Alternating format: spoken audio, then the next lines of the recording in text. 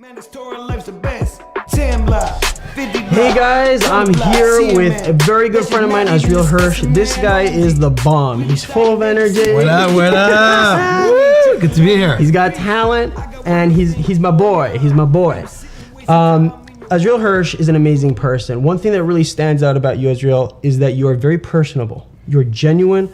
I feel that when I'm talking to you, you're listening. How did you get that midah? How did you develop that? How did it come? It doesn't come naturally. That's a good Being question. a good listener, like you are one of the best listeners. I see it. You know, guys, they connect to you. You're like a magnet. People love you. First off, that's a tremendous compliment. Yeah, thank you. Thank you very much, brother. I think I don't know. I don't want to start giving like keys, but for me, what I like to think about is the importance of every person.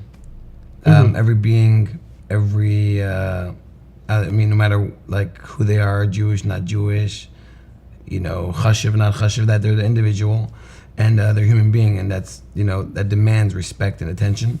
And a big like driving force was that, like, I don't know, when I was younger, and I was, I feel like when you're a kid, a lot of times you take things a lot more you're a lot more sensitive to things than you are like later on in life. And I always felt like super good when like people would actually give me the time of day. You know what I mean? Right. Like you always felt like really good. Like when you're talking to somebody and somebody would be like, "Oh, 1 second," and then like they start, it doesn't feel great. So I always felt like, if I can maybe give people full attention, Wow. like I just know how good it'll make them feel.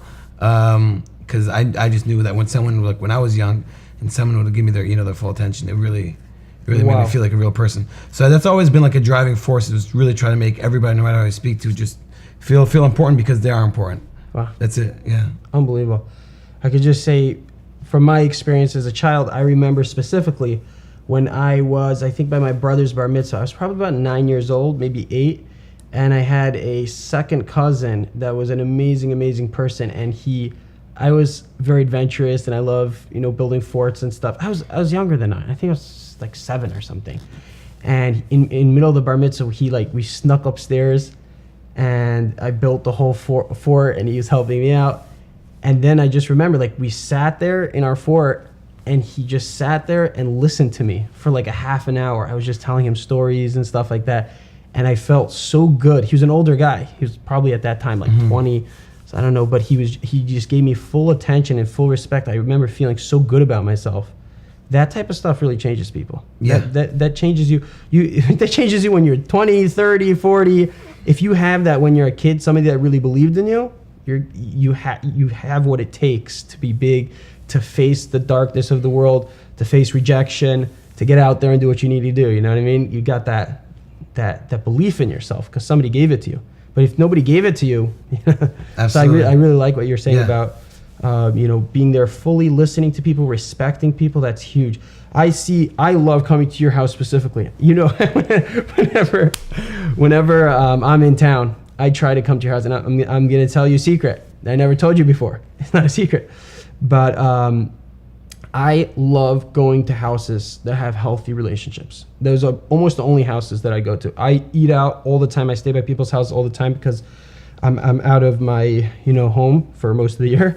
So I stay by people, and I only like going to people's houses. I try always to choose people's houses which have healthy relationships, because that shows me what type of house I'm going to build. And that's a good role model for me of how I want my kids to be, relationship with my wife to be. It's just unbelievable watching your family, how you respect your parents so much, and how you have such a good relationship, such a healthy relationship with your brother. Everybody's so expressed, and you're able to work things out in a healthy, great way. It's just fun to watch. It's fun to be there. It's just a fun family. It's just a healthy, fun family, and it's amazing. So thank you for giving that in my life, a role model that I could see what healthy relationships are. It's amazing to see. Thank you very much. Yeah. So Azriel, give us a tip. What's the best way to have a good relationship with your parents, your family? What do you do? First off, I think it's just something that everyone is going to need to work on, right? It's But I think the underlying factor when it comes to relationships within family, and especially parents, I think is underlying understanding of a karsatov. Now, I think that's just the backbone of everything. Now, many times we can get caught up in like the now and not remember all the things they've done for us since we were like, babies that we don't remember. Like before you even had a memory, they were doing a lot of crazy things, just for your well-being. And to really keep that in mind, that these people literally cared for my health and existence every second of the day. So if that's like in your back of your mind, I think it's like it's pashut, like what else am I supposed? Of course, of course you have to respect them, and like they're everything. You know what I'm saying? Without them, you don't have anything. You are nothing. So it's kind of like it speaks for itself. Right. I forgot who said this. I think it was Rabbi Kalish, probably, as most of my stuff comes from, probably. But somebody said a great line. He said, if all your parents ever did was give birth to you and then take you and drop you off at a street corner and then abandon you, you would still have a mitzvah of kibbud avim. You'd still have a mitzvah of a karsatayv to them. Because they, at the end of the day, there's three partners that had you. Mm-hmm.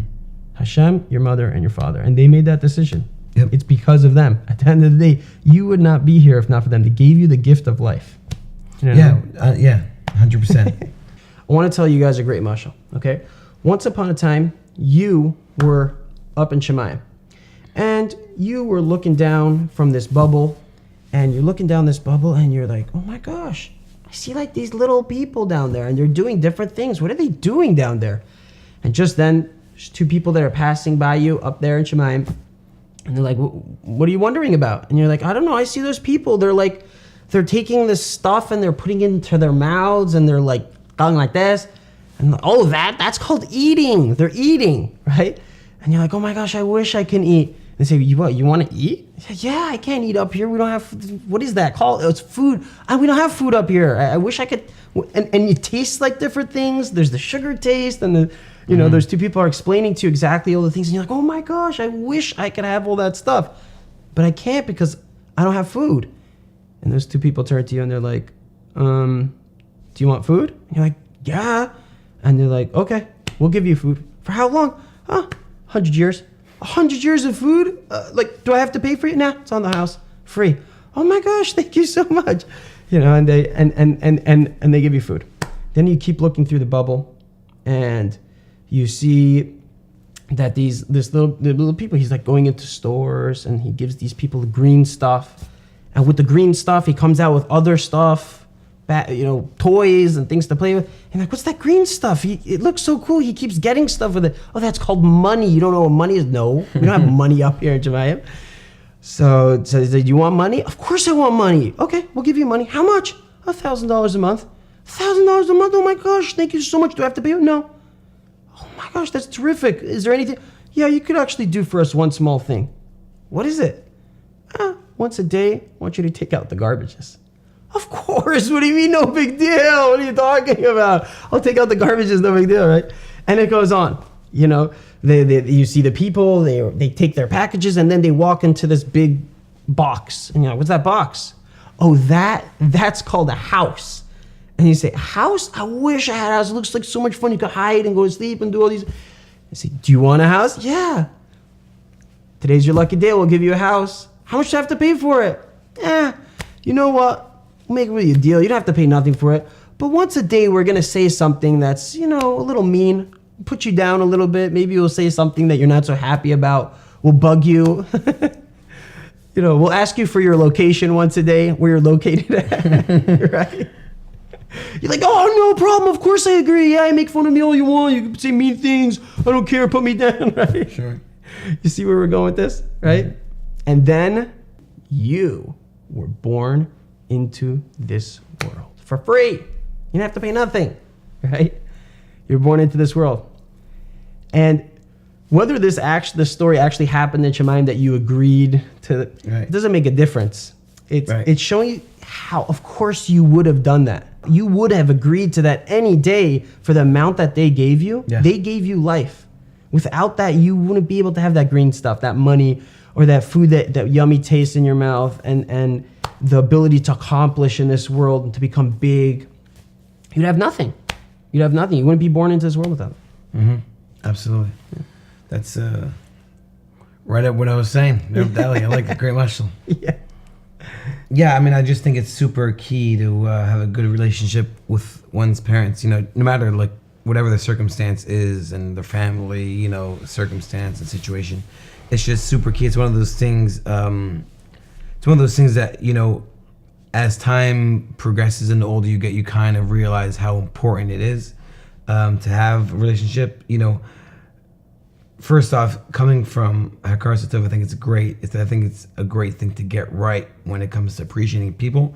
Is the first place to go is your parents. You know what I mean? Because in life, you're gonna have relationships with friends, hopefully spouse, kids, and all these relationships. You're gonna have to have like tools to go ahead and have a healthy relationship. Right. And if you don't get that one with the parents right, it's very hard to get the rest of life right, especially because the closest thing to Hashem in regards to being a mative are your parents, and if we can't see the goodness in that, it's gonna be really hard to see goodness in other things. So it's just a super healthy thing for the rest of your life to be close with your parents and respect them, and really it's one of those things that like you'll kick yourself later on as things get older. It's like, wow, I should have respected them more, I should have done this more, I should have helped out more, because you don't really appreciate how much they done for you until you really get older, and then you kind of feel stupid. Like, what? Like, they asked me to take out the garbage, I complained. Are you kidding me? You know what I mean? Stuff like that. But yeah, super healthy. I just want to go back to a point that you said that was really amazing, that your parents are the closest thing to you is to Hashem. I heard a crazy line from Reb Kellerman, and Reb Kellerman said that if your baby cries at night, there's a famous controversy to let your baby cry out, because babies will cry themselves out. If you let your baby cry at night enough times, eventually they'll get the point that nobody's coming to get them, and they'll stop crying. And then they won't cry anymore. They'll wake up in the middle of the night and they won't cry, and it's so much easier that way, right? So that's one side of it. Rabbi Kellerman says you cannot do that. You know why you can't do that? Because you could kill your child's emunah. It's crazy. Wow. Because emunah is we only know Hashem because of relationship. And if we didn't have a paradigm of a good relationship to someone in this world, we have no mashal of what a relationship is, and then we have no emunah, because emunah, all emunah is a relationship. That's all it is. If you don't have a normal relationship, you won't have emunah. You don't know what emunah is, right? 100%. You can't. And if the kid gets used to crying and nobody's answering, so he. It's like, and if someone answers, then that's a mashal that, I cry out, someone answers. Relationship. Like, there's somebody there for me. There's somebody that will answer me. And that will, throughout his life, that will be a very strong force inside of him, a belief inside of him that, somebody believes in me out there. Rabbi Kalish said this was great, unbelievable. Rabbi Kalish said that a dorm counselor came to him, like sweating, He's all nervous. He said, I just had a conversation with this kid, and he doesn't believe in Hashem. And I gave him all the proofs, and I told him intellectually, how we know there's Hashem, and how the Torah and scientifically, and the kid still won't go through his head. I don't know what to do. It's so weird. Like, it's just like, do me a favor, don't speak to him anymore about these things. His shita is give him a good cholent, a good kishka, play a good game of basketball with him. Get a good relationship with him. You know why this kid doesn't have emunah? Because he can't understand the concept of emunah, because he never had a normal relationship with anybody. Mm-hmm. He went through trauma in his life, or he never had a healthy relationship with his parents or friends or whatever it is. So he has no example of what relationships is. How in the world is he supposed to relate to the concept of Hashem loves me, Hashem connected to me, there's somebody that's watching over me, that is part of me? He doesn't know what that means. It's all worthless. Like, there's no point in that, and it just doesn't make any sense to him. It's all about relationship. Once a person has real relationships, of course there's Hashem. Of course I'm connected to something bigger. This is not all there is. I know I'm bigger than just this world. There's something beyond this world. All that stuff's obvious when you have good, healthy relationships. It's when somebody's devoid of that and doesn't have any relationships, then all of a sudden he's, but this proof and this proof doesn't make sense. Nothing makes sense because you're not connected to it. Once you're connected, you don't need proof. It's just, yeah, of course, duh. I never thought of it like that. That just having a healthy relationship with people or anybody will strengthen your relationship with Hashem, purely because if you know what a relationship is, and you have. Yeah. I'm not sure it's the same story, but I do remember Rabbi Kalish saying he had a bacha come to him in yeshiva. I think he was coming from a different place, and he came in saying, I don't want Yiddishkeit. I don't want to learn. I want to come to this yeshiva because I want to have a relationship. I want to have a relationship with people. I heard it's a good place for relationships. Yeah. So Rabbi Kalish said, yeah, excellent. Come here, no problem. Right. Great. And he explained that later on. He says, what is Yiddishkeit? Yiddishkeit is relationship. The whole thing is built on relationships. So this this kid was missing was he didn't understand what Yiddishkeit was. Of course, yeah, we're not going to force Yiddishkeit. Nothing. I think obviously as he learned what relationships were. I think Yiddishkeit came clearer. So yeah, it's a very, very important thing in life. I just wanted to add on another point over here, and that is if you think you're right and they're wrong. Okay, this is a big thing that a lot of people lose out the most important relationship in their lives because they're busy their whole life saying, I'm right, you're wrong, right? And this usually comes from a traumatic experience, as a traumatic relationship, or maybe their parents were never there, they're empty inside, they have no love, they never got any love, whatever. And they live their whole lives living this story that I'm right, they're wrong. And you know what? What I have to say about that is, you could be 100% right, and they could be 100% wrong. You're right. We got it. You're right, and they're wrong. But what are you doing? You're cutting yourself off from them your whole life. Who are you hurting? You're hurting yourself. That's who you're hurting. You're right, and they're wrong. We got you. Now what? 100%. Yeah. What do you want to do? You're gonna live your whole life. I'm right. They're wrong. We got you. They're wrong, and they keep doing the wrong thing. But are you sure you want to act like that towards them? Are you sure you want to say, because I'm right and they're wrong, so now I'm not talking to them anymore, or now I'm not going to really go deep with them because I'm right and they're wrong? They should have done more for me. They should have done this. They should have been cooler. They're such nerdy parents. They should have this, should have that. I'm right. They're wrong. They're doing the wrong thing. Okay, you're right. But do you really want to live that life and keep pushing them away by saying, I'm right, they're wrong? And justifying yourself. You're justified. You're right. And you're pushing them away. But you're hurting yourself. And God forbid, at the end of the day, Chas v'shalom, at the end of their life, after your parents pass away, Chas v'shalom, you're going to look back and you're going to say, oh my gosh, shoots. Like that would be the scariest feeling. And after the day, nobody cares anymore. You're not going to care anymore who was right and who's wrong. You're going to say, oh my gosh, I lost out. I pushed them away. I justified myself, but I used that to push them away, and now I have not. I am missing the most important relationship in the world. So my message to you is, who cares? There are plenty of people in your lives who are going to do wrong things, and you're going to be right, and they're going to be wrong. Do not push them away necessarily, though, because at the end of the day, nobody really cares who's right and wrong. There's something to gain from them. There's a relationship to gain from them, even if they're wrong, even if they do wrong stuff. There's plenty of good that they have to offer. And you can miss out from them if you just push them away with one blanket statement, I'm right, they're wrong. So be super careful, especially with parents. That's a huge thing.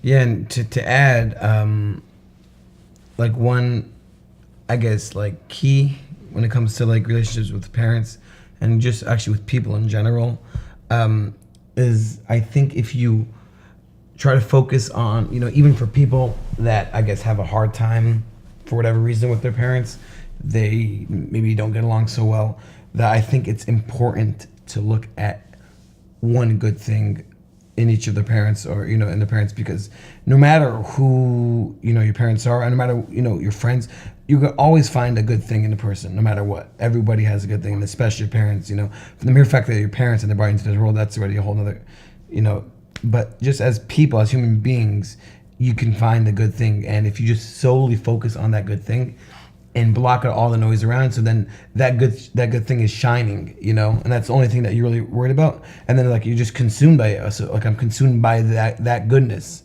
And you're like, okay, so that's what I'm focusing on now. And boom, so of course I want to do good because that's all it is. So just in relationships in general, parents especially, but with people, like if you ever have a person that you are not like on the best terms with, or you don't like so much, I recommend is find the good thing in him, because he has it. He or she, anybody who, whoever it is, they have that good thing, and focus on that. And if you focus solely on that, other things will fall away, and then more and more good things you'll slowly realize that they have. It's just that you were always so focused on the negative, like subconsciously you didn't realize, I don't like him because of this. Mm-hmm. So for you cancel a person for your whole life, or for whatever reason, because of this you don't like about him.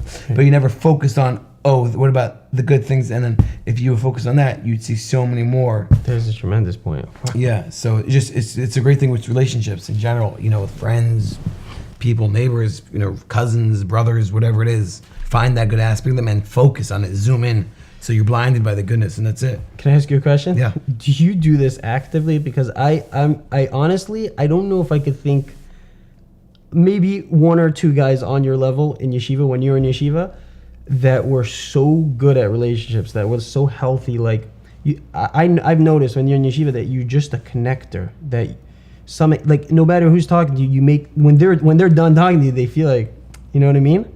They feel like, wow, this guy likes me, like he respects me. You're genuine. So do you do this actively when you're talking to people, even random people? Do you think of, hey, like there's something good about him, or So I just try to think of, I like people in general. Like I'm a people's person. Mm-hmm. I do like, thank God, it's like one of those like gifts. Love people. I love people. You know what I mean? You know what I'm saying? I enjoy company, right. And I do try to see the good in people. And wow. I think it just helps. You're getting me energized right now. It just makes life easier. I'm feeling bigger. I'm feeling like there's like, yeah. What's going on? Yeah. No, but yeah, I feel like if you look at good people, I just like making people feel important, because I think they are. I think everyone's important. Just crazy. Somebody just told me this. He said because there's a seminar that I'm signing up to, a big seminar, and he got me to sign up. And you have to say your mission statement of what you want to gain from the seminar. So I asked him, hey, what did you want to gain when you went to the seminar? And he told me very clearly, like he had a mission statement. He's like, I want to become a type of person that when I'm done talking to somebody, they're like, holy cow, I feel good about myself. Like, I just feel like, whoa, that guy was cool. Like, yeah, like a certain aura that's what he went to that seminar for. Amazing. And that really resonated with me. I was like, yeah, I want to be the type of person that makes people feel like they're $1 million. When they're done talking to me, they're like, whoa, yeah, I'm big stuff. For sure. I want that. It's always been a driving force with me. Like, I just love making people feel important, because they are. Right. Everybody is important. And Waterbury helped me a lot in that, actually. Just relationships, and the Rebbeim there and all the people there, are just, I see it and I'm like, I love it. It resonates so deeply with me. Yeah. I want to go back to the subject of Kibbutz Avim. What we were talking about before, that you have to be mechabed, to no matter if they're even if they're wrong and you're right, but at the end of the day, why push them away? They're the biggest relationship in your life. There's something to gain. There's something precious. There's good about them. And you were saying focus on the good, right? And gain from that. So I just wanted to say also, to add on to that, and there's another thing I heard from Rabbi Kalish, is that I believe it's the Rambam that says that the mitzvah of Kibbutz Avim is not only an active mitzvah, a physical mitzvah, that you have to, there's certain parameters of the mitzvah. You have to dress them, give them to drink if they want to drink. There's certain ways to be mechabed them, stand up, right? And there's certain yira, don't sit in their seat, don't contradict them, don't agree to them. Maybe we'll talk about it differently. You're not like agree to your parents, because who are you? Like, they need you to, right? And those are the more physical, outward. But then there's the in the brain. There's the Rambam says, I believe it's the Rambam that said that it's in the brain. In your brain, your parents have to be the two coolest people in the world, basically. It says Melech and Malchai, a king and queen in your brain. When your father walks into shul, you should be like, whoa, he's here. I try to always do that. Like when my father comes into shul, I say, wow, he's a cool guy. In my brain. Yeah, I try to do what Rabbi Gaylor says. Yeah. And it really, it's like, wow. Like, and I try to have kibbutz when I talk, and I try not to argue. I try to create in my brain this recognition that he's cool. He's so cool. He created me. Literally created me. He's partners with Hashem in my creation. That's crazy stuff. He's big stuff. And find and search out every cool thing about your father. Find out, how awesome he was in yeshiva or whatever you could, and grab onto all the goods that you could find about him and his good midas, and brainstorm them and focus on those things like you were saying, and appreciate that good side of him, and that will help connect him. To connect to him, or them. Do you have any practical tips how to better your relationship with your father or your mother? Practical tips. Practical tips. I mean, first off, I think it's just super key to be with them, spend time with them. I think that's, starts off with just talking to them, hanging out with them, seeing what you could do for them. Being a listener is key, kind of put yourself second to them, even if it's hard for you for whatever reason to really, hear them out first or just put them on a pedestal. I think just to take a step back and really just like for a day, just like listen and keep quiet and just take it in. I think you could gain, and you'll see a lot from your parents. But yeah, I think opening up to them is key, Being vulnerable. Yeah, for sure. I think, I'm sorry for interrupting, just telling your parents every once in a while, what do you think about this? Even though you might know their opinion already, and even though you know that you don't agree with their opinion, and even if you don't agree with their opinion at the end of the day, you don't even have to say that. It's a connection right there. Sure. Letting them speak themselves out, hear their side of the story. And a lot of times, you'll be like, wait, maybe they are right, but you don't have to end the conversation, but I disagree. That's not the point of why you're asking them. You're asking them to see their opinion. So it could be you disagree, and you don't even have to say that. Right. That's just a way of connecting and to going deeper with them. You're spending time doing something that's tachlistic. That's something that's deeper, going deep and hearing their deep values and their opinions. That's something that's really special. Even if I don't agree with them, that doesn't make a difference. That's not what it's about. Right. You're missing the point. This is not about right and wrong. 100%. It's about connecting. Sorry. Yeah. Okay, go back to you. 100%. Yeah, it's a key point. It's not about what's right or who's right, who's wrong. It's really about the bigger picture here, the relationship. And I think everybody can open up to their parents. It might be hard for some people, but I think the more you do that, it's embedded in nature. Human teva is parents love their children. That's just the way it is. Right. That will never change. Right.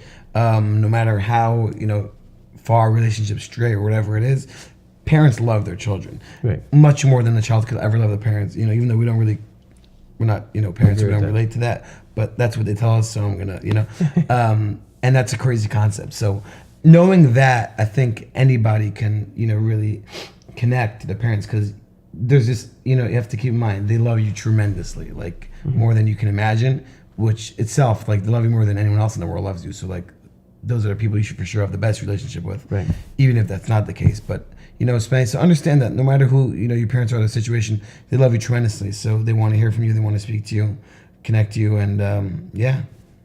Mm-hmm.